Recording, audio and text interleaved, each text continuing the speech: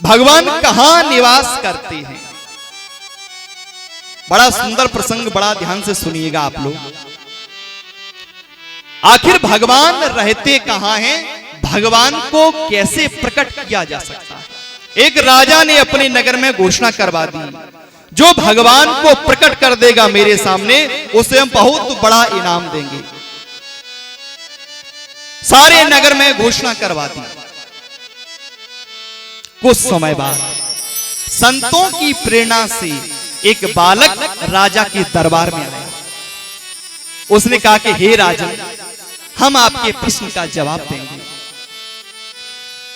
राजा ने कहा कि तुम छोटे से बालक हो, अभी तुम्हारे खाने पीने खेलने की उम्र है और तुम हमारे प्रश्न का जवाब दोगे। उसने कहा हाँ महाराज, हम आपके प्रश्न का जवाब देना चाहते हैं।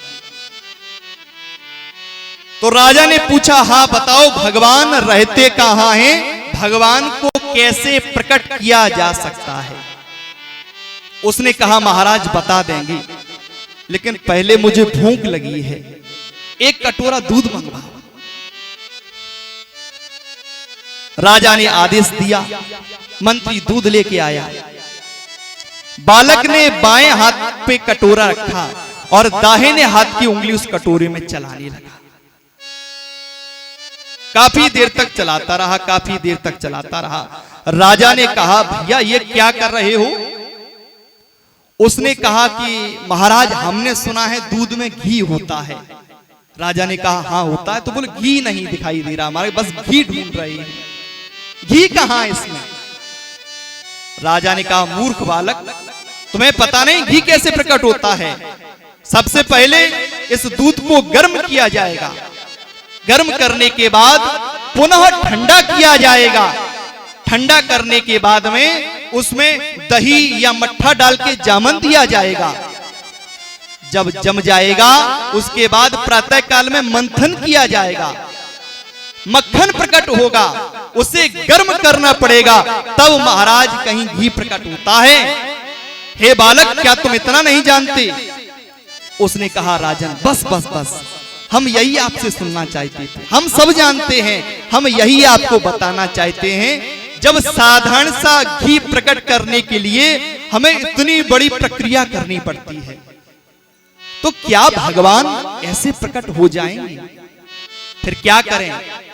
यम, नियम, आसन, प्राणायाम, प्रत्याहार, ध्यान, धारणा, समाधि, अर्चन, बंदन, पूजन, अभिनंदन, और जब समर्पण हो जाएगा परमात्मा के प्रति, पूर्ण रूपेण समर्पण हो जाएगा मन से, फिर क्या होगा। है सत्य जहां भगवान वहीं, और है प्रेम जहां भगवान वहीं, और हो जाता दया पात्र जब जन, तो मिलते हैं दया निधान वहीं। हे राजन, फिर उन्हें ढूंढने नहीं जाया जाता, किसी से पूछा नहीं जाता, किसी से उनकी मंजिल का पता पाया नहीं जाता, और जहां वो है फरिश्तों से वहां जाया नहीं जाता। और मोहब्बत के लिए कुछ खास दिल मखसूस होते हैं, ये वो नगमा है जो हर साज पर गाया नहीं जाता। जब पूर्ण समर्पण हो जाएगा परमात्मा के प्रति, तो परमात्मा स्वयं प्रकट हो जाएगा और तुम्हें अपने हृदय से लगा देगा। प्रेम से बोली राधे राधे।